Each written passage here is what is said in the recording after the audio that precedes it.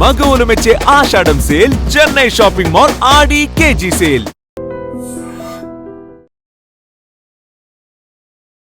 ఘోర విషాదకర ఘటన. భారీ వర్షాల వల్ల పాఠశాల భవనం కూలి 7 దుర్మరణం చెందినటువంటి విషాదకర వార్త ప్రతి ఒక్కరిని కలవరపాటుకు గురి చేస్తోంది. రాజస్థాన్లోని ఝలావర్లో పీప్ లోధి ప్రభుత్వ పాఠశాలలో ఈ దుర్ఘటన జరిగింది. అయితే గత కొద్ది రోజులుగా భారీ వర్షాలు కురుస్తూ ఉన్నాయి. దీంతో ఒక్కసారిగా స్కూల్ యొక్క పైకప్పు కుప్పకూలిపోవడంతో అప్పటికే అందులో పదుల సంఖ్యలో విద్యార్థులు ఉన్నారు. ఆ పైకప్పు కూలిపోవడంతో విద్యార్థులపై పడింది. ఇందులో ఈ ఘటనలో 7 ప్రాణాలు పోగొట్టుకున్నారు. పిల్లలు ఆ శిథిలాల కింద ఇరుక్కున్నటువంటి పిల్లలను రెస్క్యూ చేసి కొంతమందిని బయటకు తీసి హాస్పిటల్కి అయితే తరలించడం జరిగింది. గంటల కొలది అందులో చిక్కుకున్నటువంటి విద్యార్థుల కోసం, సిబ్బంది కోసం రెస్క్యూ కొనసాగింది. ముమ్మరంగా అక్కడ సహాయక చర్యలు కొనసాగాయి. కానీ ఎంత బాధాకరమైన విషయం, భారీ వర్షాలు, అకాల వర్షాలు, ఫ్లాష్ ఫ్లడ్స్ మనం చూస్తూ ఉన్నాం. ఎందుకంటే వాతావరణ పరిస్థితులు ప్రతికూలంగా ఉంటున్నాయి. ఏ సీజన్లో ఆ సీజన్ మనం ఫీల్ కాలేకపోతున్నాం. తీవ్రమైన ఎండలు ఉన్న పరిస్థితులు కూడా ఒక్కసారిగా అల్పపీడనాలు ఏర్పడటం వల్ల భారీ వర్షాలు కురుస్తున్న పరిస్థితులు కూడా మనం దేశవ్యాప్తంగా చూస్తూ ఉన్నాం. కొన్ని రాష్ట్రాల్లో, కొన్ని ప్రాంతాల్లో అయితే ఇది ఊరేనా అని గుర్తించలేనంతగా జలమయమవుతున్నటువంటి పరిస్థితి, పూర్తి జల దిగ్బంధంలో చిక్కుకుంటున్నటువంటి గ్రామాలను కూడా చూస్తున్నాం. ఈ నేపథ్యంలోనే భారీ వర్షాల వల్ల ఇప్పటికీ నిర్మాణంలో ఉన్నటువంటి భవంతులు కుప్పకూలిపోతూ ఉండటం, శిథిలావస్థకు చేరుకుంటున్నటువంటి నిర్మాణాలు కూలిపోవటం వల్ల ఎంతోమంది ప్రాణాలు పోగొట్టుకుంటున్నటువంటి పరిస్థితులు, దుర్ఘటనలు కూడా మనం చూస్తూనే ఉన్నాం. ఇప్పుడు రాజస్థాన్లో ఈ భారీ వర్షాల వల్ల స్కూల్ భవనం పైకప్పు కూలి ఆ దుర్ఘటనలో 7 ప్రాణాలు పోగొట్టుకున్నారు. ఇప్పటికి తీవ్రంగా గాయపడినటువంటి వారిని హుటాహుటీన హాస్పిటల్కి అయితే తరలించడం జరిగింది. వారి కోసం కూడా తల్లిదండ్రులు బోరున విలపిస్తున్నటువంటి పరిస్థితి. స్కూల్కి వెళ్ళి ఇంటికి తిరిగి వస్తారు అనుకుంటే ఇలా ఈ ప్రమాదంలో చిక్కుకొని కొంతమంది పిల్లలు ప్రాణాలు పోగొట్టుకున్నారు. మరికొంతమంది క్షతగాత్రులుగా మారిపోయారు. తీవ్రమైనటువంటి, ఎందుకంటే అవి సిమెంటు పెళ్ళలు కాబట్టి చాలా గట్టిగా దెబ్బలు కూడా తగులుతూ ఉంటాయి. ఆ సమయంలో ఒక్కసారిగా భవంతి పైకప్పు కూలిపోవటం వల్ల స్కూల్లో స్టడీస్లో ఉన్నటువంటి పిల్లలు, అప్పటి వరకు చదువుతూ ఉన్నటువంటి పిల్లలు, చదువులో నిమగ్నమైనటువంటి పిల్లలపైన ఒక్కసారిగా అమాంతం ఆ స్కూల్ భవనం పైకప్పు కూలిపోయింది. అందులో కాపాడండి అంటూ పిల్లలు చేసినటువంటి ఆ ఆర్తనాదాలు ప్రతి ఒక్కరిని తీవ్ర కలవరపాటుకు గురి చేస్తున్నాయి.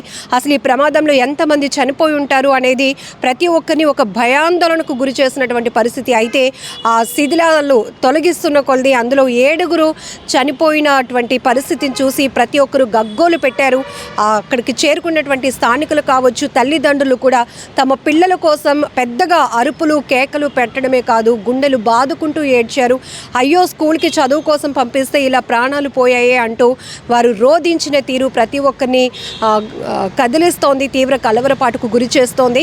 ఇక్కడ రాజస్థాన్లోని జలావర్లో జరిగినటువంటి ఒక ప్రభుత్వ పాఠశాల దుస్థితే కాదు, మనం తరచుగా చూస్తూ ఉంటాం. వర్షాకాలంలో ఎక్కువగా ఇలాంటి ప్రమాదాలు మనం గుర్తిస్తాం. ఎందుకంటే చాలా వరకు ఓల్డ్ బిల్డింగ్స్ ఏవైతే ఉన్నాయో, కన్స్ట్రక్షన్స్, పురాతన భవనాలు కూడా జనావాసాల మధ్య ఉండటం, వాటి వల్ల ఎప్పుడు ఎలాంటి ప్రమాదం పొంచి ఉంటుందో మనకు తెలీదు. అలాగే రిటర్నింగ్ వాల్స్ కూలిపోతూ ఉండటం మనం చూస్తాం. ప్రహారీ గోడలు కూలిపోవటం, నిద్రావస్థలో ఉన్నటువంటి కుటుంబ సభ్యులపైన నేరుగా ఆ ఇంటి పైకప్పులు కూలిపోవటమో, ప్రహారీ గోడలు కూలిపోవటమో, ఇల్లే కూలిపోవటమో ఇలాంటివి చూస్తున్నాం. అందులో చిక్కుకొని ప్రాణాలు పోగొట్టుకున్న వారి పరిస్థితులు కూడా మనం చూస్తున్నాం. సాధారణంగా వాతావరణ శాఖ అధికారులు ఈ రెయిన్ కోసం మనం ఎలా అయితే అలర్ట్ చేస్తారో అలానే ఈ పురాతన భవనాలు కానీ, నిర్మాణంలో ఉన్నటువంటి భవనాల విషయంలో కూడా చాలా జాగ్రత్తగా ఉండాల్సిన అవసరం ఉందని చెప్తూ ఉంటారు. ఎందుకంటే రోజుల తరబడి బలమైన ఈదురు గాలులతో ఫోర్స్ఫుల్గా విండ్ ఫోర్స్ ఉంటుంది. దాంతోపాటు చాలా బలమైన భారీ వర్షాలు కూడా ఎక్కువ శాతం చూస్తూ ఉన్నాం. ఇలాంటివి ఎక్కువగా మనం చూస్తున్నాం. లోతట్టు ప్రాంతాలు జలమయమైపోతూ ఉన్న పరిస్థితుల్లో కూడా కొంతమంది వాహనాలు కూడా కొట్టుకుపోతూ ఉంటూ ప్రాణాలు కూడా పోగొట్టుకున్నటువంటి పరిస్థితులు చూస్తాం. ఎక్కువగా ఏజెన్సీ కొండవాలు ప్రాంతాల్లో అయితే భారీ కొండ చర్యలు విరిగిపడి చాలామంది భారీ వాహనాలను కూడా తిరగబడేలా చేస్తాయి. అందులో చాలామంది ప్రాణాలు పోగొట్టుకున్న పరిస్థితులు కూడా మనం చూస్తూనే ఉంటాం. సో ఎప్పటికప్పుడు వాతావరణ శాఖ హెచ్చరిస్తూనే ఉంటుంది భారీ వర్షాల సమయంలో. అందుకే ప్రభుత్వాలు కూడా ఒక నిర్ణయం తీసుకుని వర్షాల వల్ల ఎవరికి ఎలాంటి ప్రాణ నష్టం జరగకుండా ఉండాలి, ప్రజలు ఎలాంటి అసౌకర్యానికి గురి కాకూడదు అనే ఉద్దేశంతో సెలవులు కూడా ప్రకటించే సందర్భాలు మనం చూస్తూ ఉంటాం. సో ఇక్కడ కూడా రాజస్థాన్లో గత కొద్ది రోజులుగా భారీ వర్షాలు కురుస్తూ ఉన్నాయి. దానివల్ల ఎంతో ఆస్తి నష్టాలు, ప్రాణ నష్టాలు జరుగుతున్నప్పటికీ కూడా ఇంకా ఎక్కువ రోజుల పాటు స్కూళ్ళకి సెలవులు పొడిగించే అవకాశం లేకపోవడంతో స్కూల్స్ రన్ అవుతూ ఉంటాయి. స్కూల్స్ ఉన్నాయి కాబట్టి అంత భారీ వర్షంలో కూడా చాలా ప్రయాసపడి పిల్లల్ని పంపిస్తూ ఉంటారు తల్లిదండ్రులు. ఎందుకంటే వాళ్ళకి మళ్ళీ అటెండెన్స్ ఇష్యూ వస్తుంది, పిల్లలు మళ్ళీ స్టడీని అందుకోలేరు, మళ్ళీ ఇబ్బంది పడతారనే ఉద్దేశంతో ఇలాంటి ప్రమాదాన్ని ఊహించకుండానే, ఎందుకంటే ఒకవేళ అలాంటి స్థాయిలో వర్షాలు పడితే ప్రమాదం ఉంటే ప్రభుత్వమే ఒక ఇనిషియేట్ తీసుకొని ఒక ప్రకటన ఇస్తుంది కదా, సెలవులు ప్రకటించడం. ప్రభుత్వం అలాంటి చర్యలు తీసుకోలేనప్పుడు స్కూల్స్ రన్ అయితే ఖచ్చితంగా ప్రతి తల్లిదండ్రులు పిల్లల్ని స్కూల్కి పంపించడానికి ఇష్టపడతారు. ఇక్కడ కూడా భారీ నష్టం, 7 ప్రాణాలు పోగొట్టుకున్నారు అంటే నిర్లక్ష్యానికి అనేక కారణాలు మనం విశ్లేషించుకోవచ్చు. కానీ అంత భారీ వర్షాల్లో ఈ స్కూల్ భవనాలు ఏవైతే ఉంటాయో ఈ నిర్మాణాలు పరిస్థితి కూడా మనం ఒక్కసారి గమనించుకోవాల్సిన అవసరం ఉంది.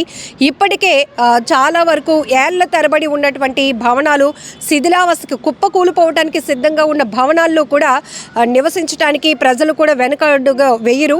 ఎందుకంటే వాళ్ళకి చాలా కన్వీనియంట్గా ఉందని ఫీల్ అవుతారు. కానీ ఇలాంటి ప్రమాదాలు జరిగినప్పుడు ప్రాణాలు పోతూ ఉంటాయి. సో ఈవెన్ ఒక ప్రాంతం అని కాదు, అనేక చోట్ల మనం వర్షాకాలంలో ఎక్కువ శాతం భారీ వర్షాలు కురుస్తున్న ప్రాంతాల్లో ఈ విషాదకర వార్తలు వింటూనే ఉంటాం.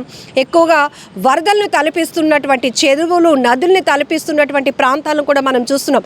అలాంటి చోట్ల స్కూళ్ళకి సెలవులు ప్రకటించడం కూడా బెస్ట్ డెసిషన్ అని చెప్పుకోవచ్చు. ఎందుకంటే కొంతమంది పిల్లలు అలా వెళ్తూనే విద్యుత్ ఏదైతే వాటర్లోనికి కరెంటు వైర్లు పడిపోతూ ఉండటం, అందులో కరెంట్ పాస్ అవుతూ ఉండటం, వీళ్ళేమో తెలియక నడుస్తూ వెళ్తూ ఉండటం, అంతలోనే విద్యుత్ ఘాతానికి గురై ప్రాణాలు పోగొట్టుకోవటం. సో వర్షాల వల్ల కూడా మనకి ఎంత ఉపయోగమో అంతే ప్రమాదం కూడా పొంచి ఉంది. కాబట్టి చాలా జాగ్రత్తగా ఉండాల్సిన అవసరం కూడా ఉంది. ఇప్పటికే మీ ప్రాంతాల్లో ఏవైనా కుప్పకూలిపోవడానికి సిద్ధంగా ఉన్న నిర్మాణాలు, కట్టడాలు, భవంతులు ఏవైనా ఉండుంటే గనక స్థానికంగా ఉన్నటువంటి అధికారులకు ఇన్ఫర్మేషన్ ఇచ్చి మనం కూడా సేఫ్టీగా ఉండాల్సిన రెస్పాన్సిబిలిటీ మనకి ఉంది. వీటిపైన ఎప్పటికప్పుడు మానిటరింగ్ చేయాల్సినటువంటి బాధ్యత అధికారులకు కూడా ఉంది.